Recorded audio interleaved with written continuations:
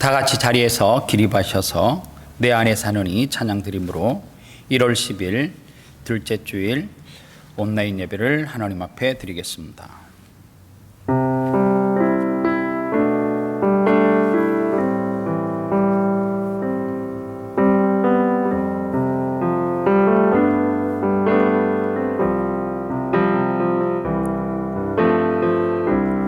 내 안에 사느니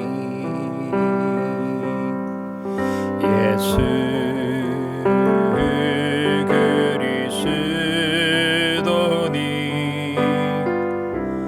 나의 죽음도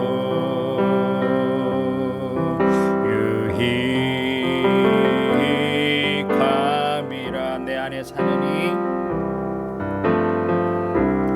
내 안에 사느니 예수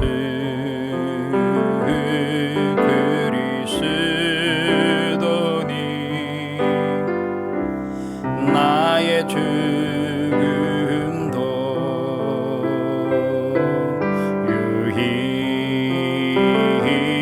유익함이라. 나의 왕 나의 왕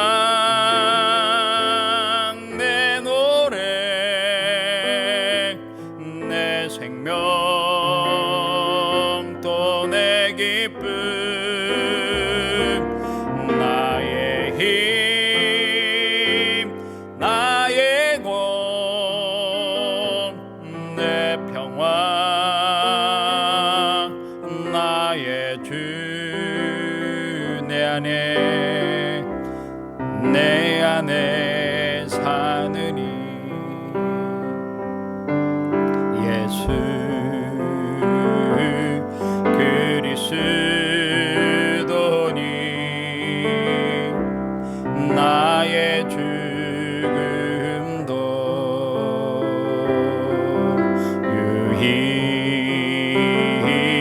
유익함이라.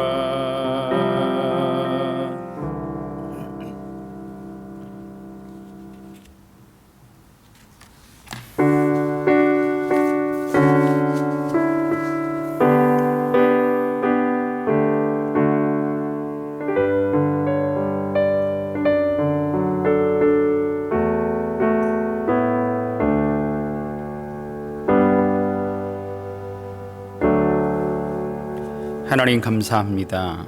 거룩한 주일 하나님 앞에 예배할 수 있는 은혜와 환경을 허락해 주심에 감사합니다.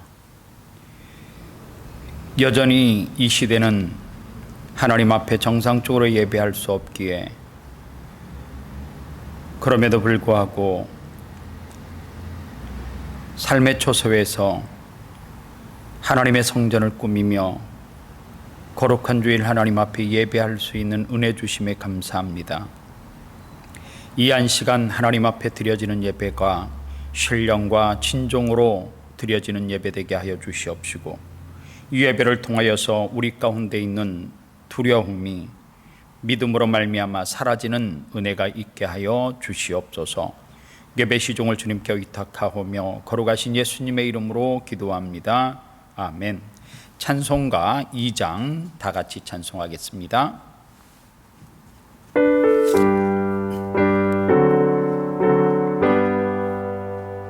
찬양 성부 성자 성령 성삼위일체께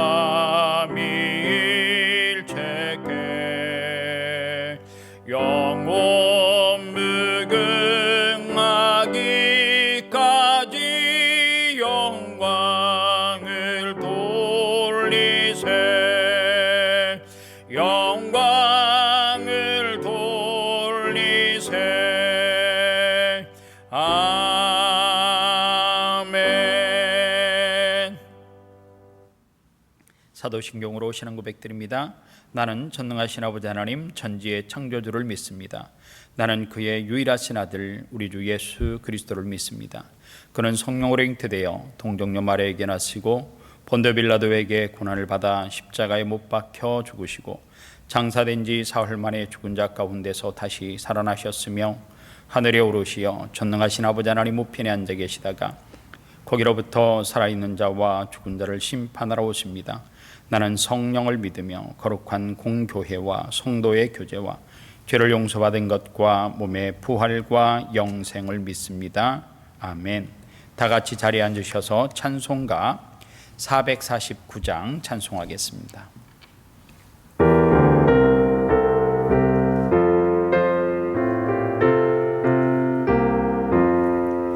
예수 따라가며 복음 순종하며 우리 행할 길 환하겠네. 주를 의지하며 순종하는 자를 주가 늘 함께 하시리라. 의지하고 순종하는 길은 예수 안에 즐겁고 복된 길이로다. 해를 당하거나 우리 고생할 때 주가 위로해 주시겠네. 주를 의지하며 순종하는 자를 주가 안위해 주시리라. 의지하고 순종하는 길은 예수 안에 즐겁고 복된 길이로다. 남의 짐을 지고 슬픔 위로하며 주가 상급을 주시겠네. 주를 의지하며 순종하는 자를 항상 복 내려주시리라.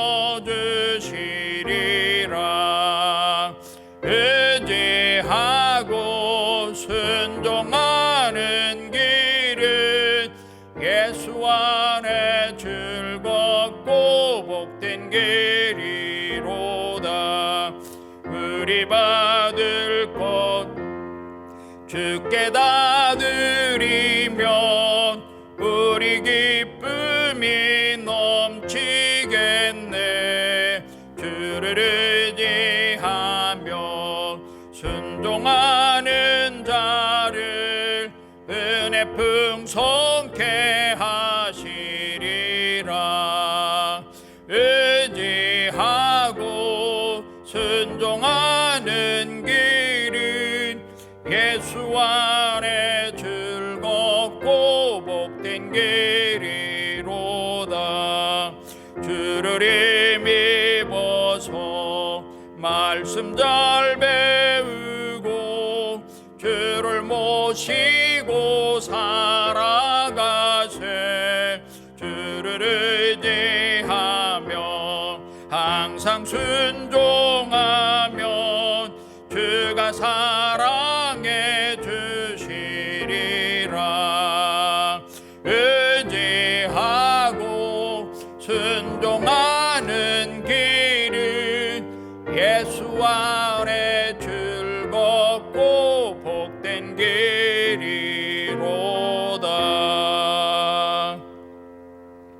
아멘. 다 같이 하나님 앞에 참회의 기도를 드리는 시간입니다.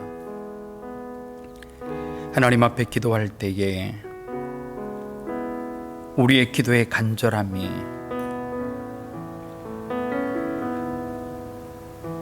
하나님 앞에 상달되는 은혜가 있게 해달라고 기도하면 좋겠습니다. 우리의 죄악을 덮었으며 하나님 앞에 철저하게 용서를 구하면 좋겠습니다. 여전히 코로나19는 전 세계적으로 수많은 확진자들과 사망에 이르게 하는 무서운 질병입니다. 특별히 기도 요청이 있습니다. 김종옥 성도가 코로나19에 감염이 돼서 중환자실에서 치료를 받고 있는데 하나님의 은혜로 말미암아 회복되게 하시고 기적을 베풀어 달라고 기도해 주시면 좋겠습니다. 한국에서 특별히 코로나 확진자들이 많이 나오는데 내 부모와 형제들을 위해서 기도하면 좋겠습니다. 하나님, 코로나로부터 지켜주시옵시고 경제적으로 참으로 힘든 시간들을 보내고 있는데 회복의 은혜를 허락해 달라고 기도해 주면 좋겠습니다. 교회를 위해서 기도하겠습니다. 이 땅에 많은 교회들이 코로나19로 어려움 가운데 봉착해 있습니다.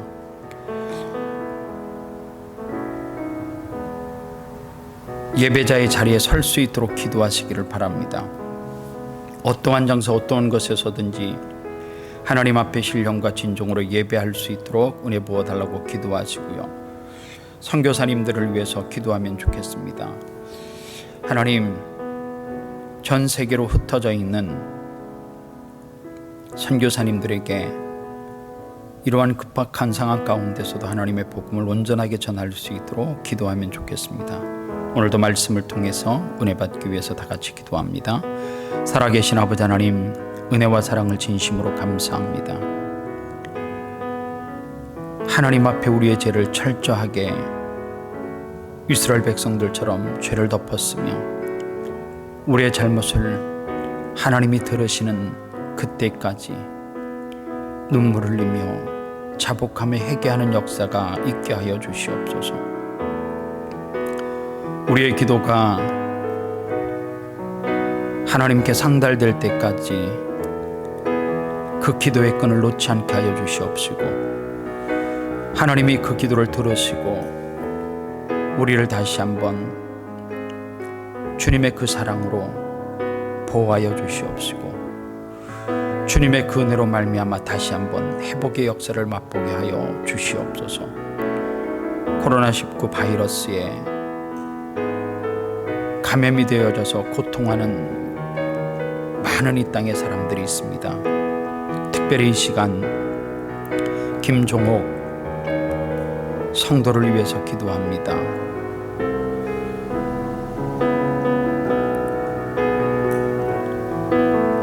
사랑하는 형제를 하나님께서 기억하시고 하나님께서 회복시키는 은혜가 있게 하여 주시옵소서. 이 형제로 말미암아 하나님의 거룩하신 은혜와 그 사랑을 온 식구들이 경험할 수 있도록 도와주시옵소서. 더 이상 코로나19로 그 가족들이 고통하지 아니할 수 있도록 은혜 베풀어 주시옵시고 치유의 손길을 베풀어 주시옵시되 하루속히 그 건강을 온전하게 회복하여 하나님의 영광 앞으로 돌아올 수 있도록 은혜 베풀어 주시옵소서. 하나님, 특별히 고국에 있는 내 부모 형제들을 기억하여 주시옵시고 코로나로부터 완전하게 그들을 지켜주시옵시고 경제적으로부터 고통하지 아니할 수 있도록 은혜 위에 은혜를 허락하여 주시옵소서.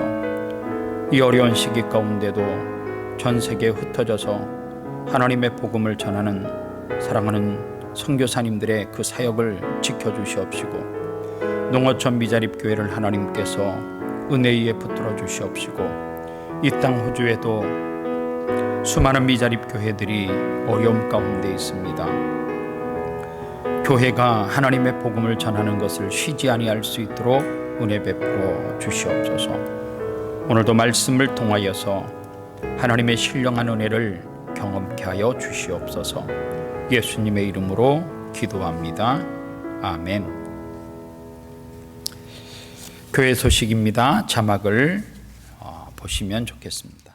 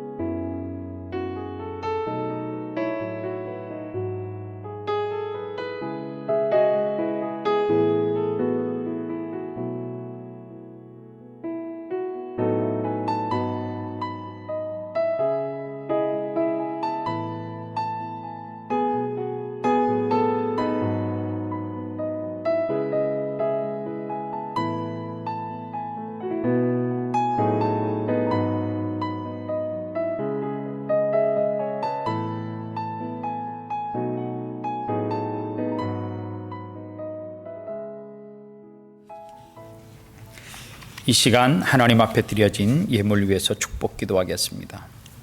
하나님 아버지 감사합니다. 이 시간 사랑하는 성도들이 하나님 앞에 빈손으로 예배하지 아니하고 정성스러운 예물을 하나님 앞에 드립니다. 많은 성도들이 경제적으로 어려움 가운데 있습니다. 수입이 줄어들고 직장 가운데 위기가 찾아오고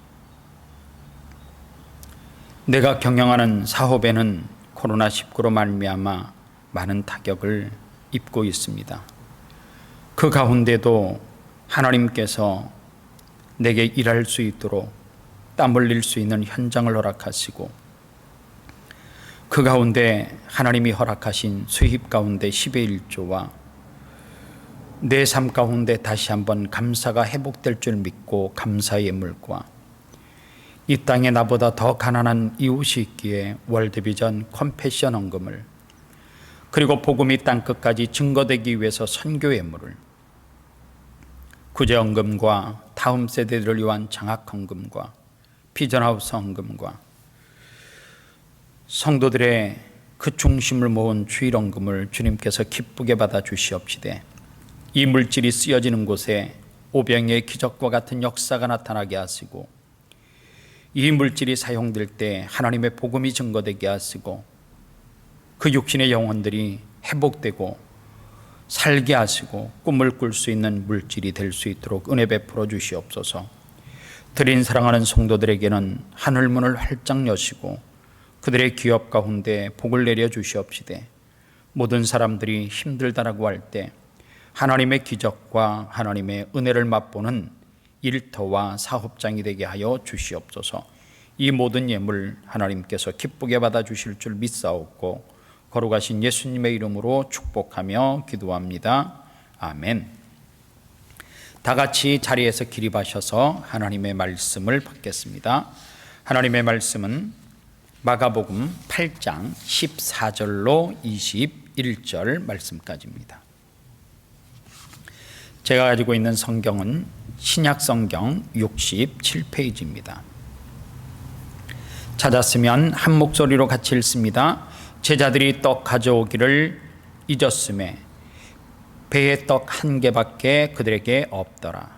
예수께서 경고하여 이르시되 삼가 바리새인들의 누룩과 헤롯의 누룩을 주의하라 하시니 제자들이 서로 수군거리기를 이는 우리에게 떡이 없음이로다 하거늘 예수께서 아시고 이르시되 너희가 어찌 떡이 없음으로 수군거리느냐 아직도 알지 못하며 깨닫지 못하느냐 너희 마음이 둔하냐 너희가 눈에 있어도 보지 못하며 귀가 있어도 듣지 못하느냐 또 기억하지 못하느냐 내가 떡 5개를 5,000명에게 떼어줄 때에 조각 몇 바구니를 거두었느냐 이르되 12리이니이다 또 7개를 4,000명에게 떼어줄 때에 조각 몇 강주리를 거두었더냐 이르되 7이니이다 이르시되 아직도 깨닫지 못하느냐 하시니라. 이는 살아계신 하나님의 말씀입니다. 아멘. 자리에 앉겠습니다. 저는 오늘 마가복음 8장 14절부터 21절 말씀을 가지고 믿음을 사용하라 이 제목으로 하나님의 말씀 증거하겠습니다. 우리가 이 세상을 살아가면서 무엇을 깨닫는 것과 그리고 무엇을 아는 것은 차이가 있습니다. 크게 두 가지 관점에서 차이가 나타나는데 하나는 깊이의 차이입니다. 우리가 무엇을 배워서 알게 될 때 대체로 이렇게 말합니다. 눈으로 확인할 수 있는 사실, 이것을 일반적으로 지식이라고 부릅니다. 이에 비해서 우리가 무엇을 발견해서 깨닫게 될 때 대체로 눈으로 볼 수 없는 사실 속의 사실을 터득하게 됩니다. 이것을 일반적으로 지혜라고 그렇게 부릅니다. 사람들은 사과나무에서 사과가 떨어지는 것을 보고 사과가 무르익어서 떨어진다라고 하는 사실을 알게 됩니다. 그 사실은 어떻게 하느냐? 겉으로 보여지는 그 사실을 알고 있을 뿐이죠. 그런데 뉴턴은 사과가 왜 떨어지는지 그것을 발견했습니다. 지구에 중력이 작용을 하기 때문에 사과가 떨어진다라고 하는 사실을 알았습니다.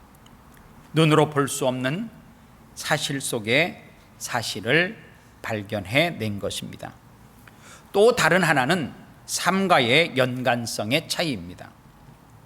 우리가 무엇을 안다라고 하는 것은 아직 나의 삶과의 직접적인 연관이 되어 있지 않습니다. 그냥 단순한 그 사실을 알고 있을 뿐입니다. 그러나 내가 그것을 안다라고 할 때에 체험을 통해 터득하게 되면 완전히 달라지게 됩니다.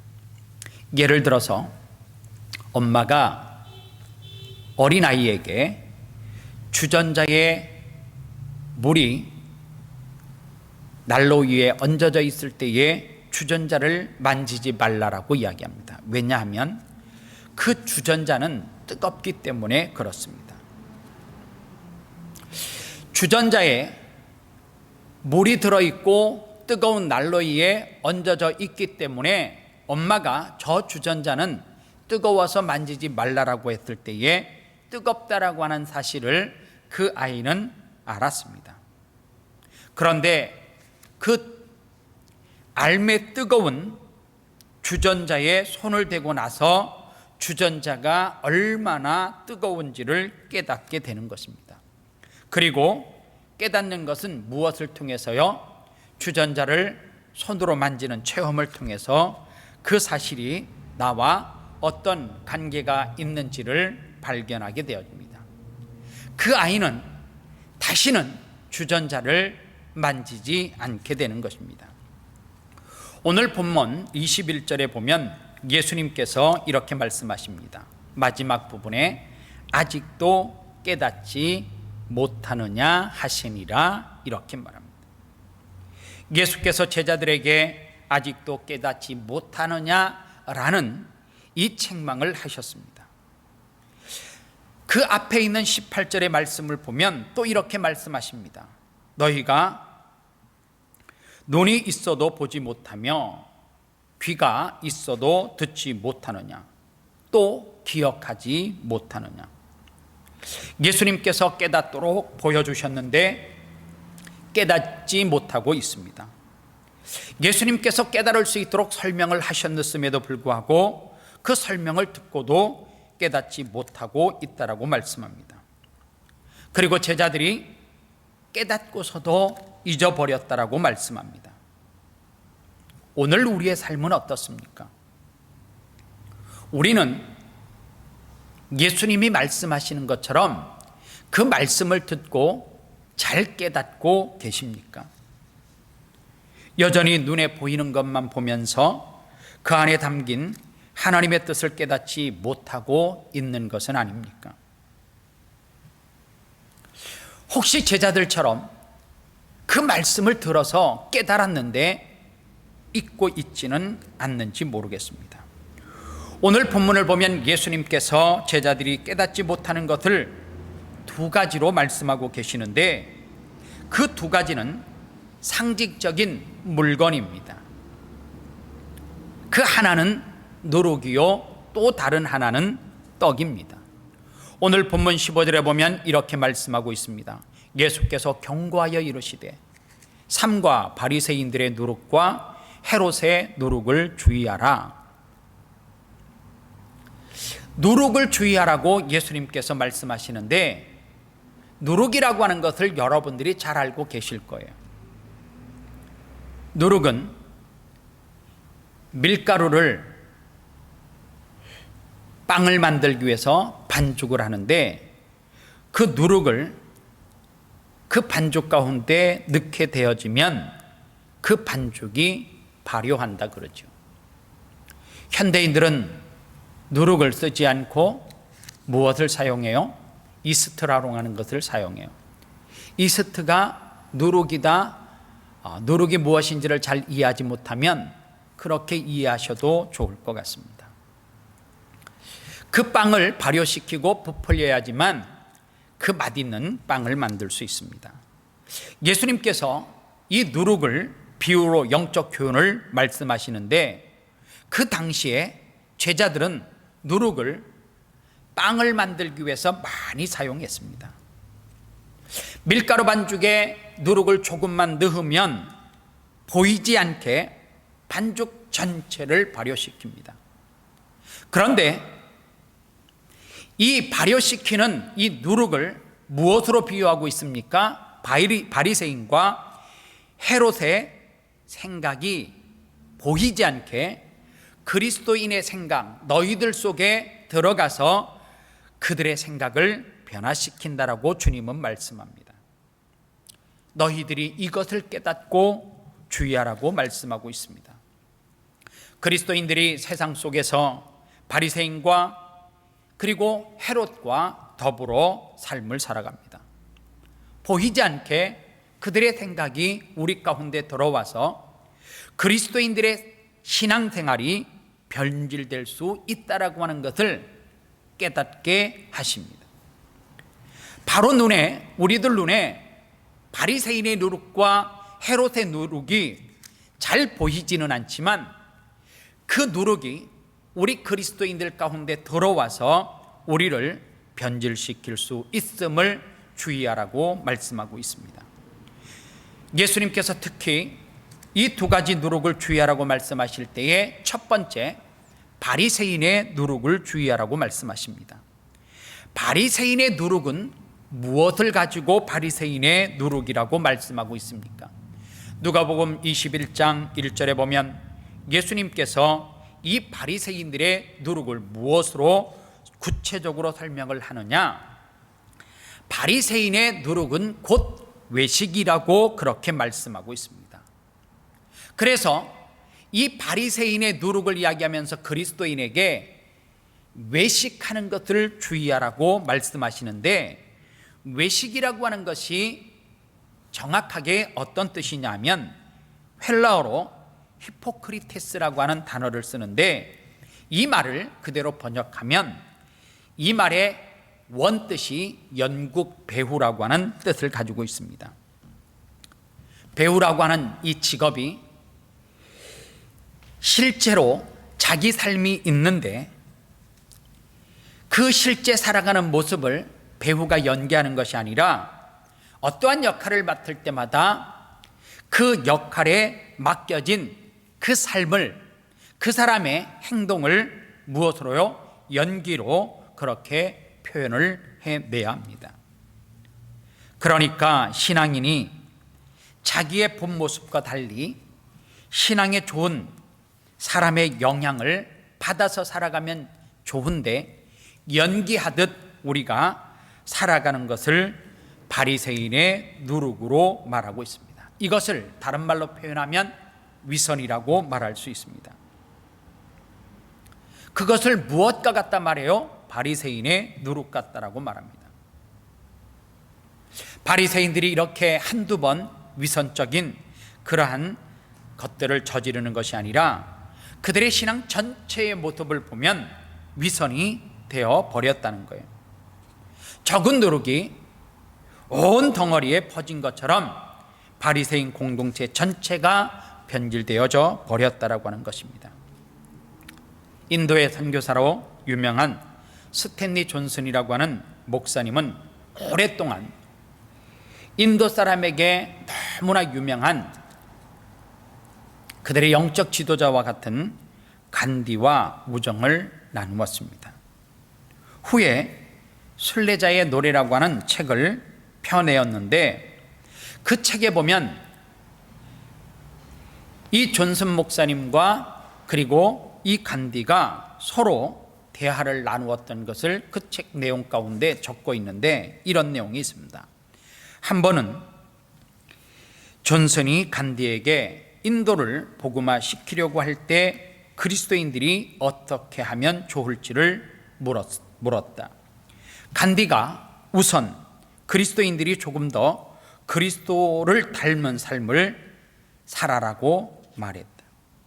그리고 그리스도인들이 자신들이 믿는 종교를 스스로 무너뜨리지 말고 이를 실천함으로 세워가려고 해야 한다. 그리고 뼈아픈 말을 존슨 목사님에게 했는데 그 말이 뭐냐 하면, 간디인 자신은 그리스도인이 아니었다면 자기는 그리스도인이 되었을 것이라고 말했다는 거예요. 간디 눈에 비쳤던 그 당시의 인도의 그리스도인들은 어쩌면 바리새인의 누룩으로 변질된 삶을 살고 있었는지도 모릅니다. 자기들이 하는 말과 삶이 전혀 다른데 문제 없다는 듯이 살고 있는 것입니다.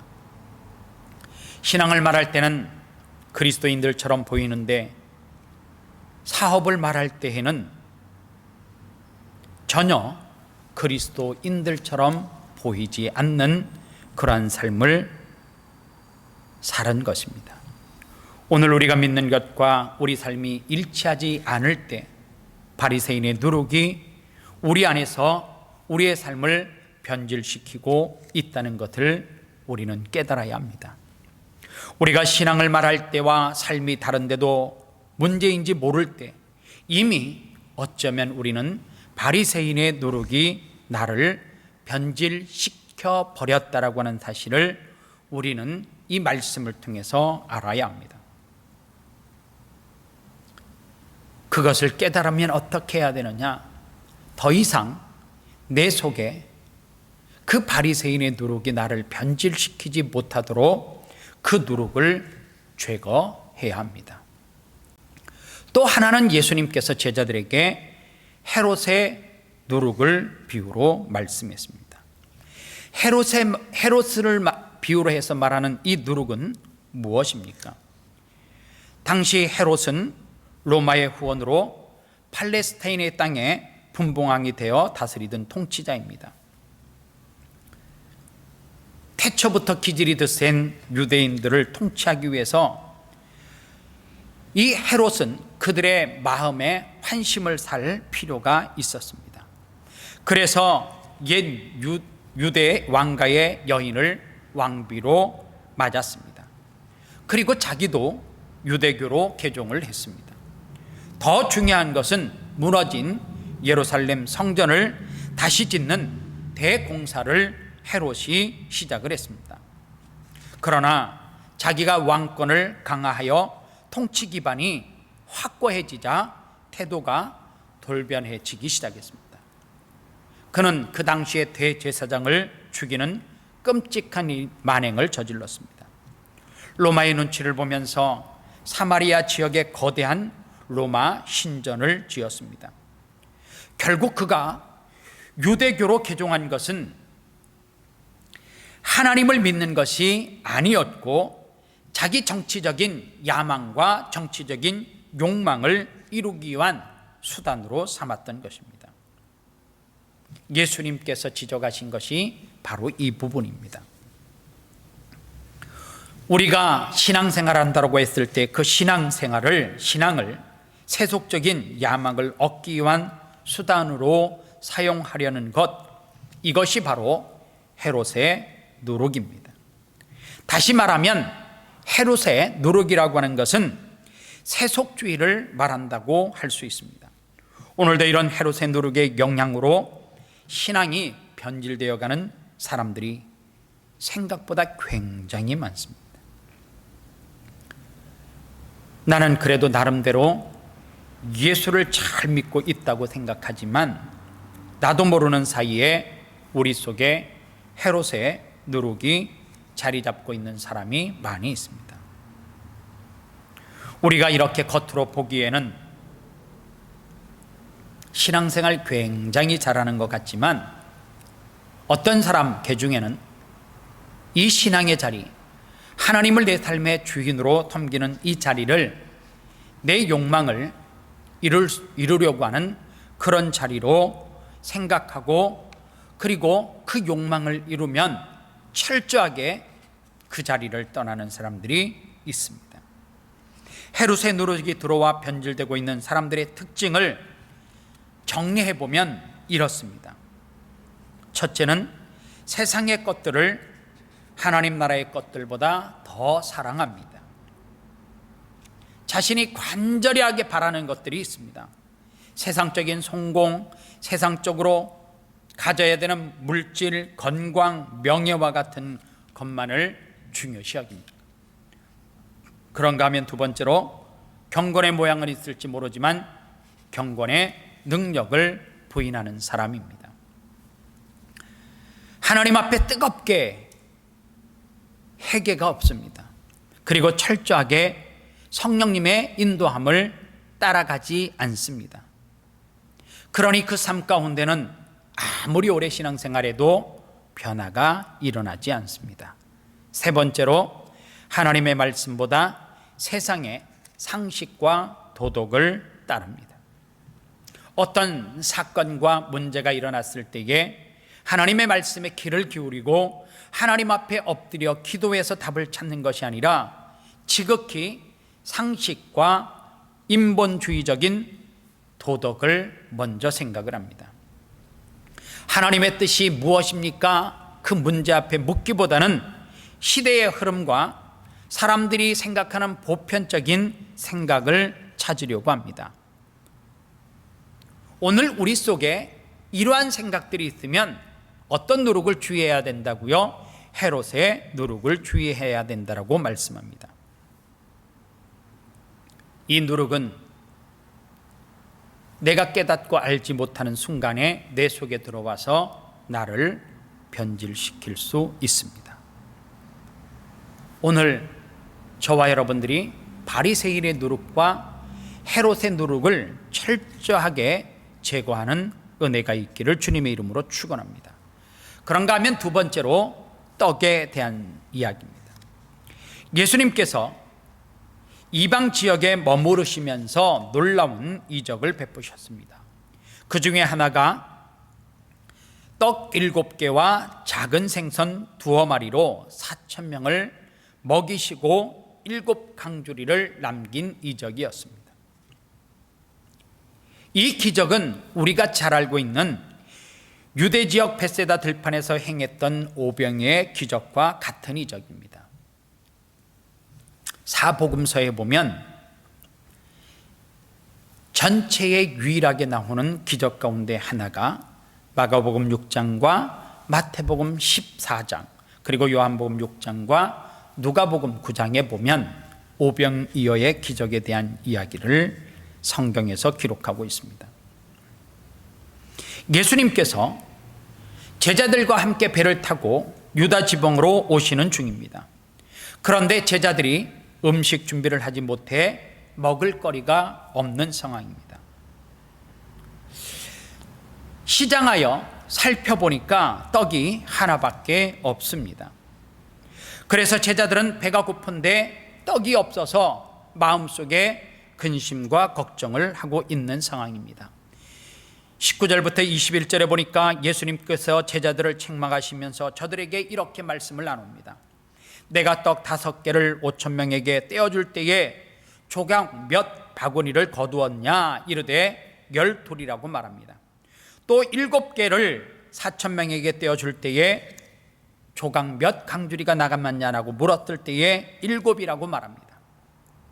그리고 예수님께서 이르시되 아직도 깨닫지 못하느냐 하시니라. 이 말씀은 제자들에게 앞전에 있었던 2차례의 이적과 기적을 상기시켜주는 말씀입니다. 너희들이 보지 않았느냐?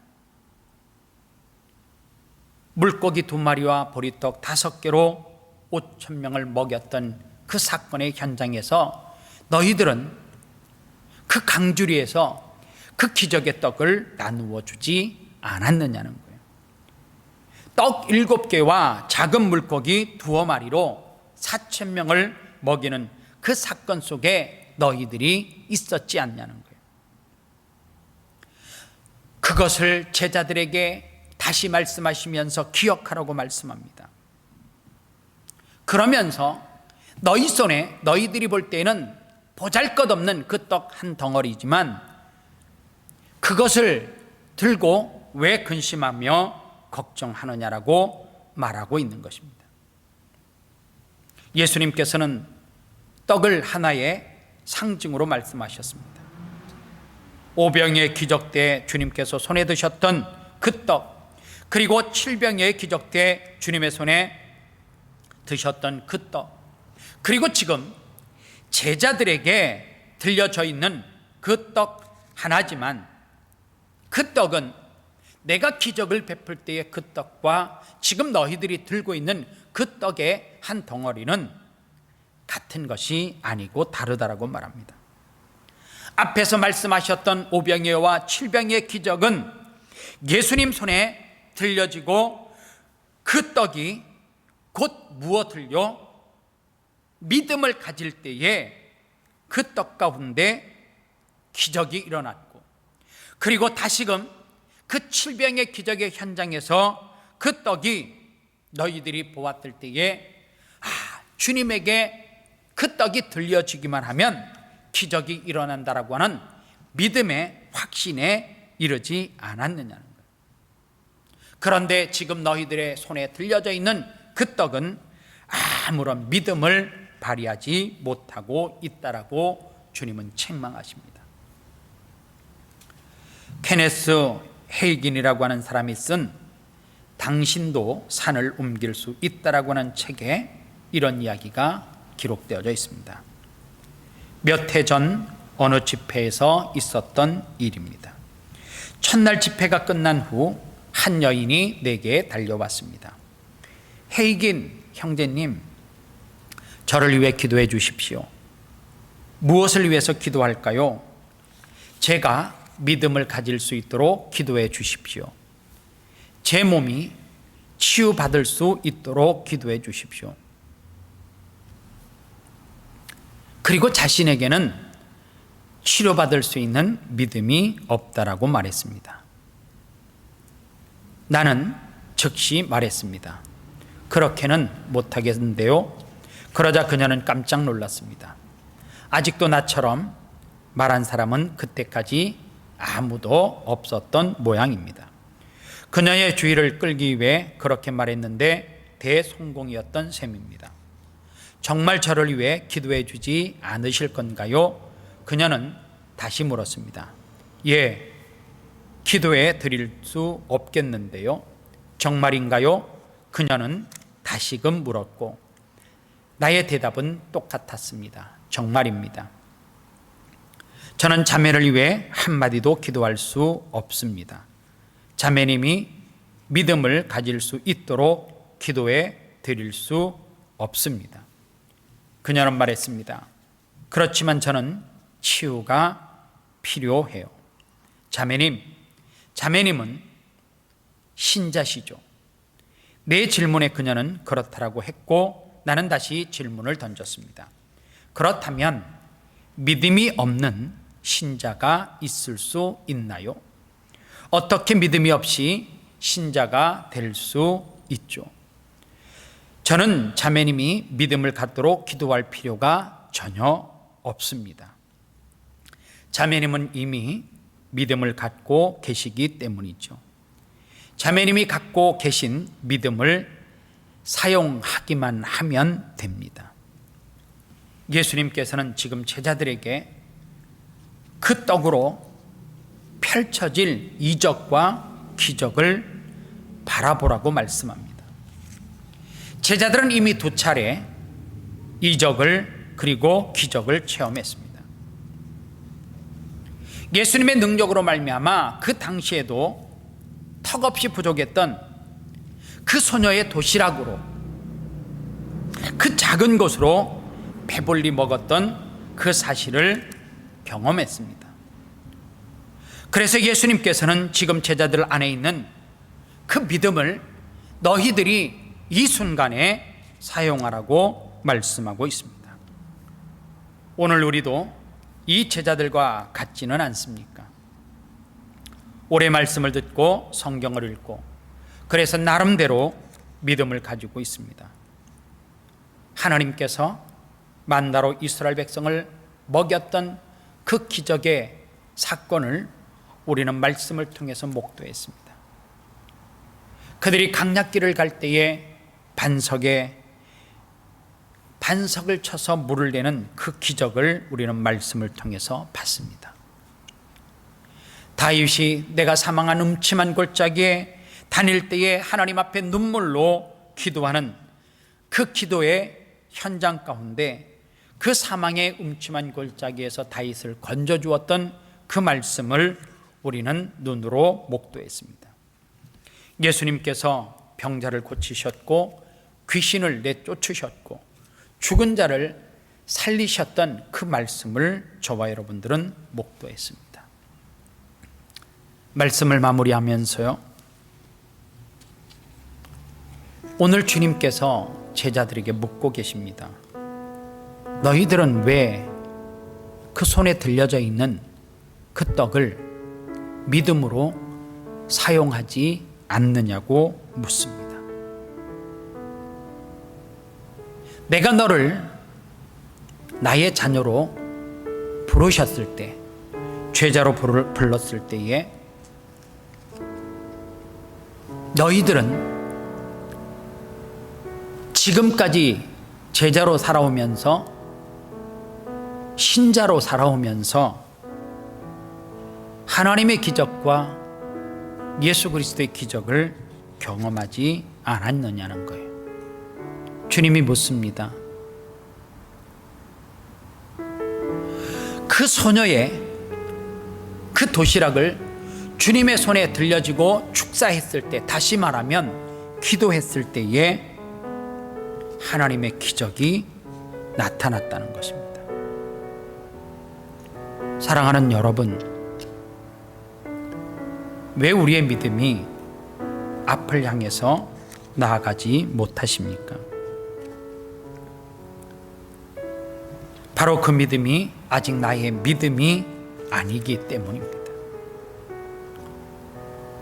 머리로만, 지식으로만 알고 있는 믿음, 너무나 상식적이고 객관적으로 믿고 있는, 그래서 거기에 머물러 있는 그 믿음 때문입니다.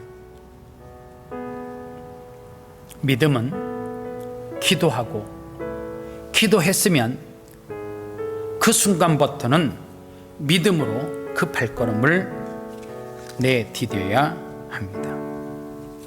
사랑하는 성도 여러분, 오늘 주님께 우리를 이렇게 순간순간을 행동하고 우리가 결정하는 것을 보시면서 주님께서는 이렇게 말씀하시지 않을까요? 아직도 깨닫지 못하느냐? 우리 눈에 보이지 않게 사탄이 바리새인의 누룩 그리고 헤롯의 누룩을 뿌려두었다는 사실을 우리는 알아야 합니다. 어쩌면 그 누룩이 벌써 우리의 믿음을 변질시키고 있다는 사실을 깨닫고, 그리고 나도 모르는 사이에 내가 세속주의에 빠져서 세상의 물결에 쓸려가고 있다라고 하는 사실도 우리는 알아야 할 것입니다. 그리고 우리가 믿음을 가지고 있다고 하면서도 정작 그 믿음을 사용하지 못하고 있다는 사실을, 믿음이 있어도 그 믿음이 아직 나의 믿음이 아니라고 하는 사실을 우리는 깨달아야 합니다. 오늘 깨닫고 알고 거기에서 멈춰져 있는 신앙은 아무런 기적도 역사도 일어나지 않습니다. 깨달았으면 우리는 어떻게 해야 돼요? 그 깨달은 말씀을 가지고 삶의 현장에서 비비며 살아가야 합니다. 뒹굴며 살아가야 합니다. 그리고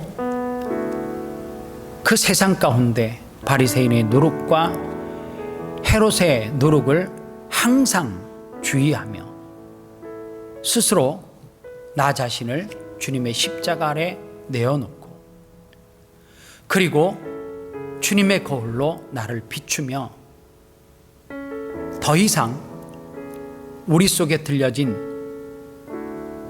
그 기적의 사건, 그 기적의 무엇인가를 하나님께서 들려주셨음에도 불구하고 아무런 역사도 내게 일어나지 않는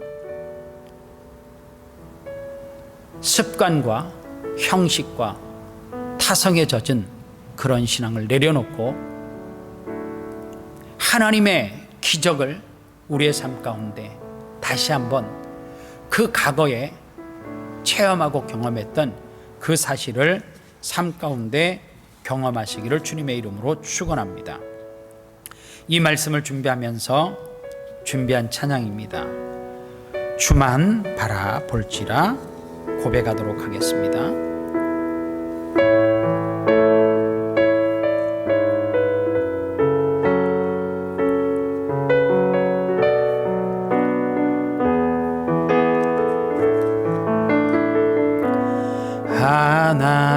하나님의 사랑을 사모하는 자, 하나님의 평안을 바라보는 자, 너의 모든 것 창조하신 우리 주님이 너를 얼마나 사랑하시는지, 하나님께 찬양과 경배하는 자, 하나님의 선하심을 닮아가는 자, 너의 모든 것 창조하신 우리 주님이 너를 자녀 삼으셨네. 하나님 사랑의 눈으로 너를 어느 때나 바라보시고, 하나님 인자한 귀로서 언제나 너에게 기울이시니, 어둠에 밝은 빛을 비춰주시고 너의 작은 신음에도 응답하시니, 너는 어느 곳에 있든지 주를 향하고 주만 바라볼지라. 하나님 사랑의 눈으로, 하나님 사랑의 눈으로 너를 어느 때나 바라보시고, 하나님 인자한 귀로서 언제나 너에게 기울이시니, 어둠에 밝은 빛을 비춰주시고 너의 작은 신음에도 응답하시니, 너는 어느 곳에 있든지 주를 향하고 주만 바라볼지라. 주만 바라볼지라.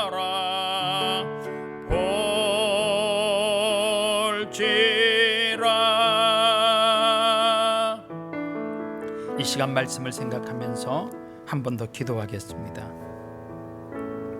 믿음은 사용해야 합니다.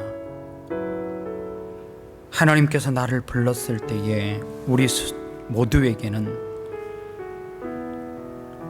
믿음이라고 하는 그 능력을 우리에게 허락하셨습니다. 우리가 사용하지 않기 때문에 우리 손에 들려진 그것이 문제든 떡이 되었든 해결되지 않고 기적이 일어나지 않습니다.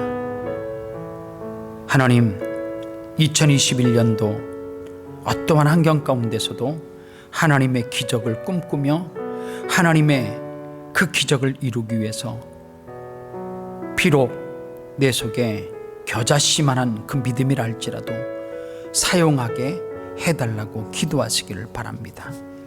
그래서 올 한 해 동안 하나님께서 베풀어 주시는 그 기적을 맛보게 해주시고, 또 하나 내 속에 있는 바리새인의 누룩과 헤롯의 누룩이 내 속에 침투하여서 나를 세속주의로 물들지 않게끔 지켜달라고 기도하시기를 바랍니다. 다 같이 기도하겠습니다. 살아계신 아버지 하나님, 감사합니다. 하나님 앞에 기도합니다. 우리의 믿음을 사용하기를 원합니다. 두려움이라고는 현실이 있습니다. 그러나 그 두려움 가운데 주눅들지 않게 하시고 내 속에 있는 겨자씨만한 믿음이라 할지라도 그 믿음을 사용할 수 있도록 은혜 베풀어 주시옵소서. 하나님, 우리 속에 바리새인의 누룩과 헤롯의 누룩이 우리 속에 침투하지 못하도록 우리를 지켜주시옵시고, 스스로 주님의 말씀 앞에, 그 말씀의 거울 앞에 나 자신을 비추게 하여 주시옵시고, 어떠한 환경과 상황 가운데서도 하나님 앞에 기도하여 기적을 맛보는 이 한 해가 될 수 있도록 주님 은혜를 베풀어 주시옵소서. 다시 한번 우리 아름다운 교회 성도들, 이 온라인 예배를 통하여서 말씀을 듣는 한 사람 한 사람이 이 한 해에 하나님이 주시는 그 거룩한 믿음을 사용할 수 있도록 은혜 베풀어 주시옵소서. 예수님의 이름으로 축복하며 기도합니다. 아멘.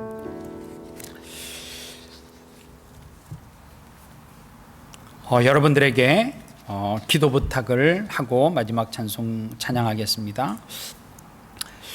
예배 중간에 참회 기도 시간에도 함께 기도를 했는데, 김종옥 성도는 아름다운 교회 성도는 아닙니다. 한국의 빛의 자녀 교회를 다니는 성도인데, 제가 그 집안과 굉장히 함께 신앙생활을 교회에서 했던 가정입니다. 그런데 코로나19 바이러스에 확진이 되어져서 굉장히 위험한 순간순간 고비를 넘어가고 있는 것 같습니다. 기억하실 때마다 꼭 김종옥 성도를 위해서 회복할 수 있는 은혜를 베풀어 달라고, 하나님의 기적을 맛보게 해달라고, 그 가족들을 지켜달라고 함께 꼭 시간 내셔서 기도해 주시면 감사하겠습니다. 다 같이 자리에서 일어나셔서 송축회 내용은 찬양하고 축도로 예배를 마치겠습니다.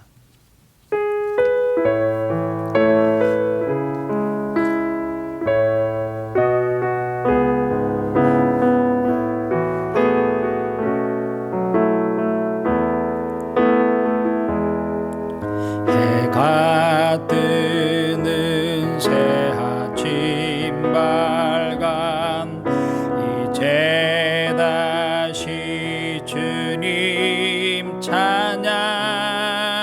무슨 일이나 어떤 일이 내게 놓여도 저녁이 올 땐 나는 노래해. 송축해 내 영혼, 내 영혼아, 거룩하신 이름.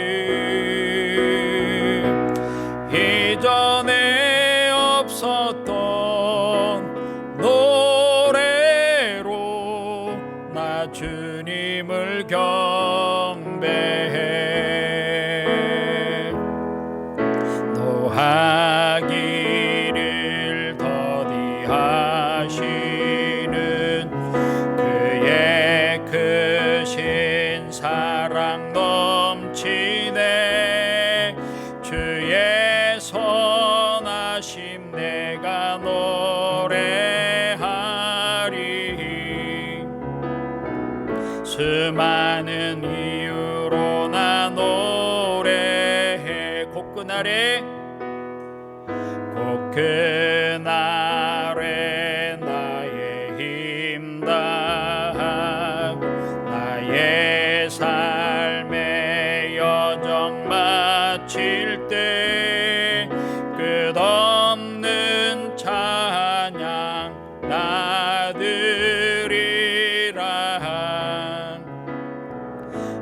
많은 세월 지나 영원히 성축해 내 영혼 내 영혼아 거룩하신 이름 이전에 없었던 노래로 나 주님을 경배해 성축해 내 영혼 내 영혼아 거룩하신 이름 이전에 없었던 노래로 나 주님을 경배해. 주 예수 그리스도의 은혜와 하나님 아버지의 사랑과 성령님의 위로교통 충만 역사하심이 이 예배를 통하여서 내 속에 있는 그 믿음을 이 안에는 기필코 사용하여 하나님의 기적을 내 삶 가운데 오병이어와 칠병이어의 기적과 같은 역사를 경험하며 간증하는 삶을 살기로 다짐하고 삶의 현장으로 달려가는 사랑하는 성도들 머리 위에 그들의 가정과 기업과 아름다운 교회와 이 나라와 조국 대한민국과 코로나19로 확진되어 고통하고 있는 지구촌 구석구석의 확진자들 머리 위에 이제로부터 영원토록 함께 계실지어다. 아멘.